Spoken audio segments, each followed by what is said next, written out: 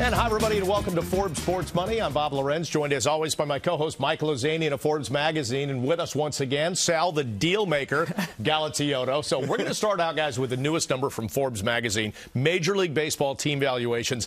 Dazzle us with some numbers. Well, it's been pretty good business for baseball, Bob, and you guys both know what's been happening with local TV. The average team went up 9% in value, is now worth $811 million. I mean, if you look at the top of the list, right, these are all teams with the highest local TV money. Yeah, amazing, Sal. We sat here just a handful of years ago and said, well, teams aren't worth $1 billion. Now that number's small. Yeah, it is. There's a huge pent-up demand. There's nothing on the market. I get a call every week to 10 days by someone who can actually write the check asking if they could buy a Major League Baseball team. It's incredible, but money's cheap. The media contracts have gone way up.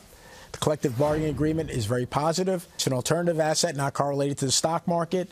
There's a lot to be said for investing in Major League Baseball. All right, guys, want to turn our attention to the top 10 players in Major League Baseball in terms of salary in 2014. Forbes put those numbers together as well. When you look at that list, Sal, what kind of stands out is some of those long-term deals, and many of them are on that list, are albatrosses. That's the hook of like a 9 or 10-year deal. But teams are also, it seems, going to a new model in signing their younger talent to longer-term contracts earlier in their careers. Yeah, I think people have realized now that instead of paying for past performance, what you want to do is lock up the guys and get their best years that are yet to come.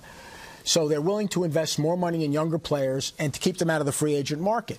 That's going to really change the model because teams that really relied on getting free agents are going to have more and more of a difficult time getting top free agents because as those guys are available, they're going to be much older because when they're younger, they're going to be tied up for long-term contracts by their current teams. And couldn't, Mike, part of the byproduct of that, let's say for the Angels, say, well, look, you thought that Mike Trout was going to be gone in the next few years. He's not. He's around. Could that drive values up for a team? Yeah, I think that's the great example. They want content because when you have higher TV ratings, right, it helps the value of your television contract, and Trout's a great example as a young player.